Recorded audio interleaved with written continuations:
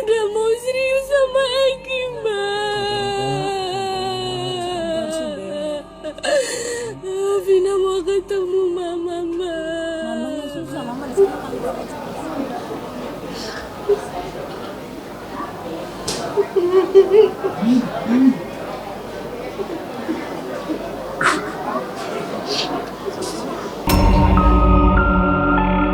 terungkap bahwa hasil otopsi di tubuh bagian intim dari si korban masih ada sisa-sisa sperma. Di dalam pengumuman Humas Polda Jabar disebutkan di sini yang DPO-nya Peggy alias Perong. Yang menarik di sini adalah bisa tahu Desa Banjarwangun, Kecamatan Mudu, Kabupaten Cirebon.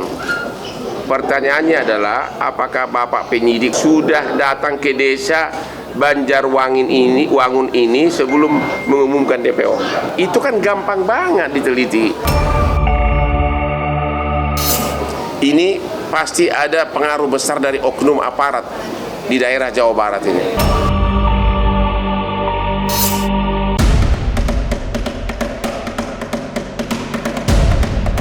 Kasus pembunuhan sadistik 8 tahun silam kembali membuat geger publik.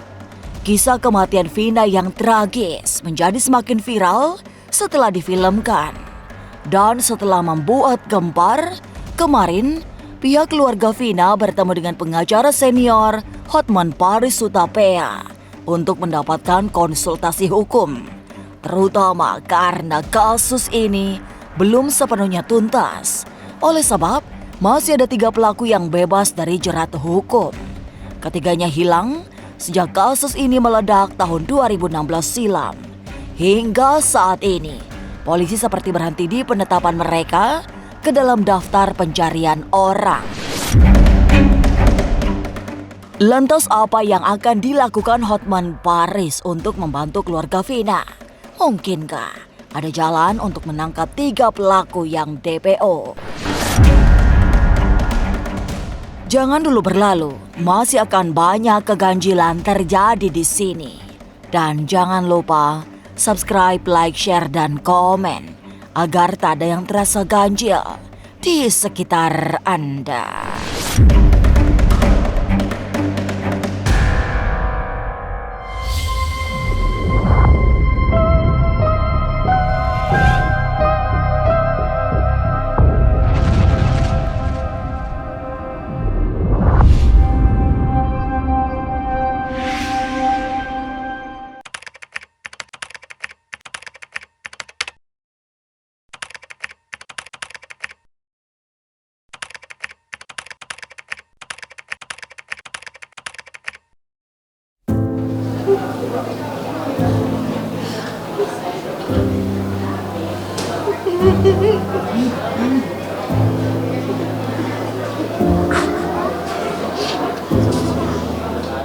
Ibu Sukaesi hanya bisa menangis didampingi Watnani, sang suami yang juga tak banyak bicara.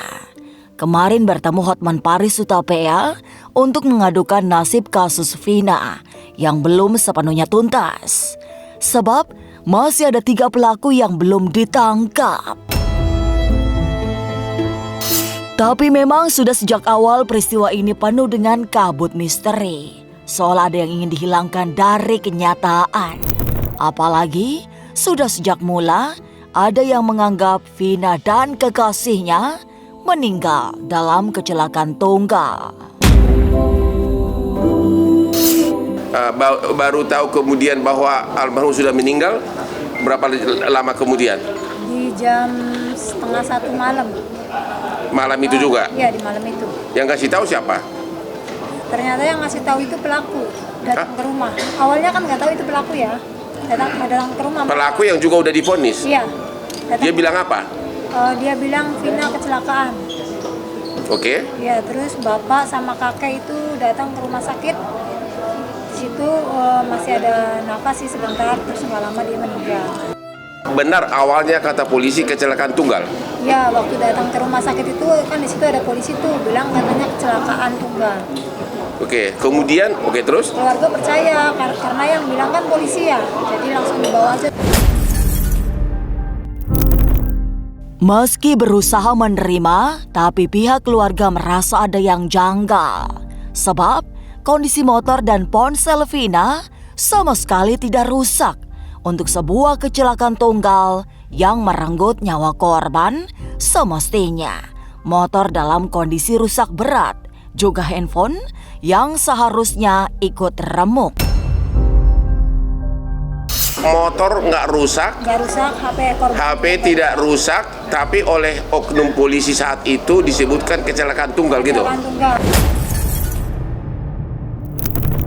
Kecurigaan keluarga semakin besar setelah tiba-tiba saja Linda, yang dikenal sebagai sahabat dekat Vina, kesurupan. Sosok yang masuk meminjam raga Linda diyakini adalah Vina yang ingin mencari keadilan. Dari peristiwa kesurupan itu semakin banyak fakta yang bertolak belakang dengan dugaan awal sebagai korban kecelakaan tunggal. Secara perlahan mulai terkuak fakta yang sebenarnya bahwa Vina adalah korban pembunuhan. Polisi pun bergerak cepat hingga menangkap 8 pelaku. Oh, Linda kesurupan. Berapa jauh rumahnya dari rumah kalian? Berapa jauh sih? Satu kampung, 2 kampung? Enggak. Ya pokoknya kalian pergi ke rumahnya. Iya. Terus ditelepon sama abangnya, katanya Linda kesurupan gitu. Ya, adik kamu nggak mau pergi sebelum ada yang disampaikan. Oke, akhirnya kalian datang ke sana. Sana. Kamu ikut? Saya sama bapak. Bapak-bapak. Terus Ya. apa yang kau lihat? Di situ almarhum cerita semuanya kejadiannya, bahwa bilang dia itu jangan terkecoh sama polisi, Mbak. Saya bukan kecelakaan. Kalau saya kecelakaan pasti baret semua saya. Di situ saya nggak baret, nggak apa. Dia cerita semuanya, cerita bahwa Si yang kesurupan Linda ini ngomong begitu. iya, Terus apalagi yang dia ngomong? ngasih tahu bahwa dia diperkosa, Diperkosa, dibunuh, dibunuh. disiksa gitu, kayak dipukul balok, dipukul batu gitu. 8 tahun terkubur dalam diam. Rasanya memang terlalu lama untuk ditunggu. Keluarga Vina juga pasrah hingga akhirnya semesta seperti membukakan jalan hingga kasus ini kembali viral. Tapi mengapa setelah dilakukan otopsi, arwah Vina telah lagi datang dan merasuki raga sahabatnya? Benarkah otopsi di hari ke-9 setelah penguburannya mengungkap banyak fakta? Jangan kemana-mana, tetap subscribe, like, share, dan komen agar tak ada yang terasa ganjil di sekitar Anda.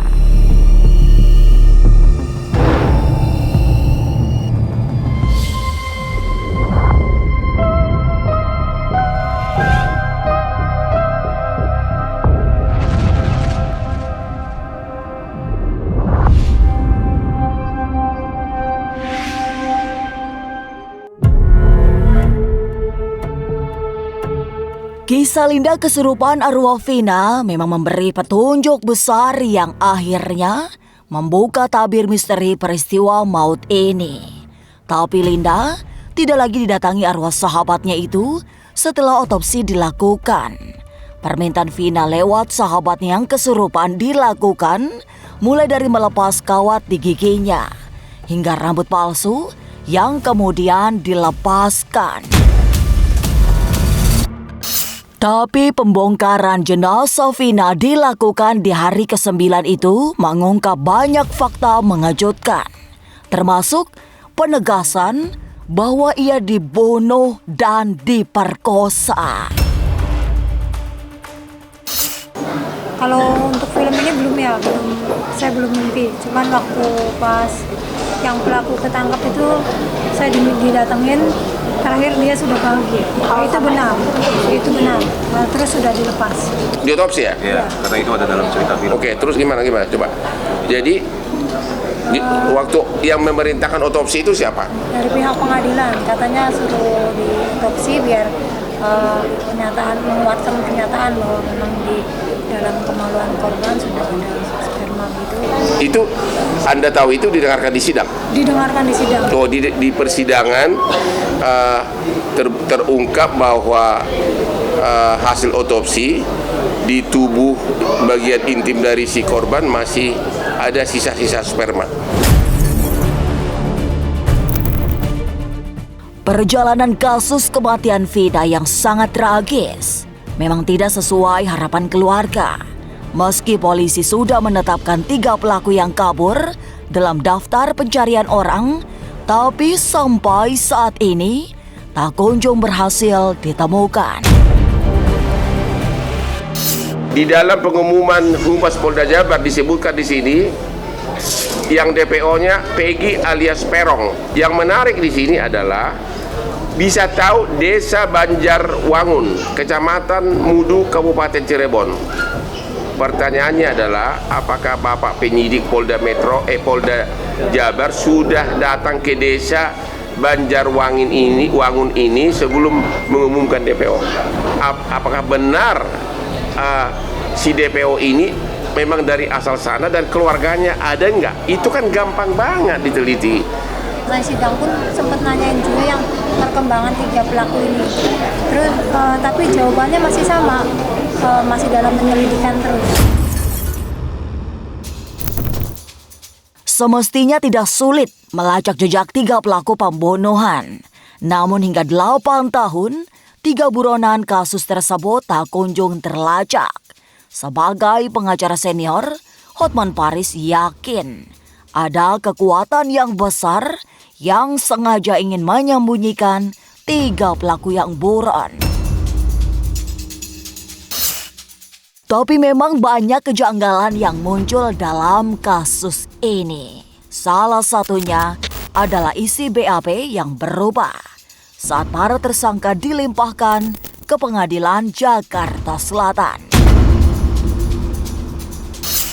Kami kepada Bapak Kapolri dan Bapak Kapolda Jabar agar kasus ini dibuka ulang, penyidikannya khusus terhadap 3 tersangka, dan agar diamankan semua BAP dari 8 terpidana ini yang menyatakan bahwa 3 orang pelaku ini yang sudah DPO terlibat. Ini pasti ada pengaruh besar dari oknum aparat di daerah Jawa Barat ini. Ya, karena 8 orang pelaku menyatakan ada 3 lagi pelaku. Tapi kok bisa mereka merubah BAP-nya bersamaan lagi merubahnya? Kasus kematian Vina memang terasa rumit oleh sebab selama 8 tahun tidak tuntas. Apalagi masih ada 3 tersangka yang hingga saat ini masih dicari polisi. Lantas, ada di mana sesungguhnya 3 pelaku yang sudah masuk daftar pencarian orang itu?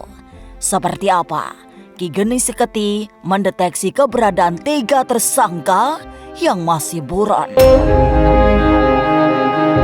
Jangan kemana-mana, tetap subscribe, like, share, dan komen agar tak ada yang terasa ganjil di sekitar Anda.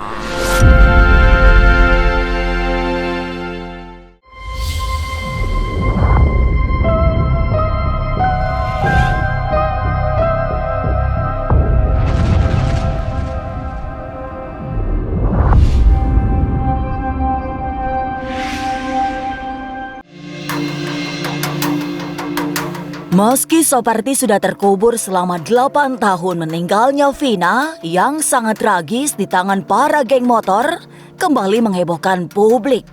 Apalagi kemudian beredar kembali video sahabat Vina yang kesurupan. Konon, sosok yang masuk ke raga adalah Vina yang ingin menuntut balas.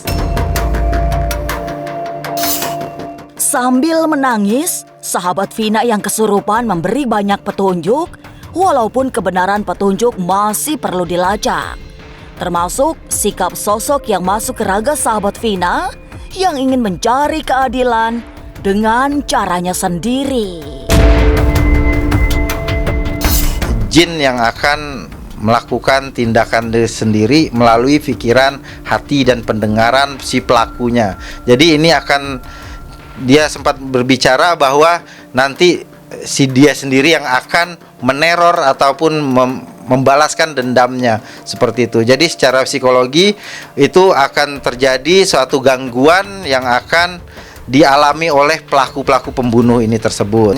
Ini sudah banyak pelaku-pelaku ini yang merasa bersalah, yang sudah mulai merasa bersalah dan juga terganggu secara mentalnya. Ini tidak akan pernah berakhir karena ada kekuatan dari masyarakat juga yang selalu mendoakan arwahnya Vina, dan banyak dari keluarganya juga yang berdoa semoga tragedi ini ataupun kejadian ini cepat terungkap semuanya, dan itu yang ngebantu alam semesta untuk mendukung ini cepat selesai. Untuk mendapatkan gambaran yang lebih jelas, Ki Geni melakukan sebuah ritual. Kemudian lewat cawan yang sudah dibacakan mantra, terlihat jejak 3 pembunuh yang masuk daftar pencarian orang. Gambaran yang muncul di dalam cawan menunjukkan bahwa para pelaku yang jadi buronan hidup tanpa ketenangan.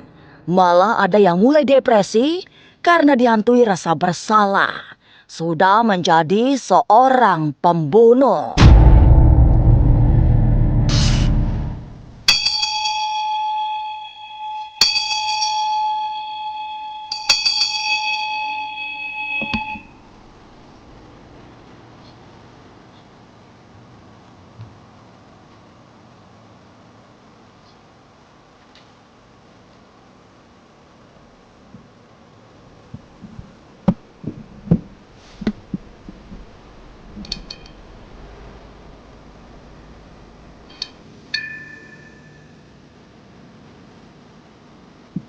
Ya, kalau kita lihat dari cawan ini, setelah saya lakukan ritual itu ada sosok memang 3 orang lagi ini.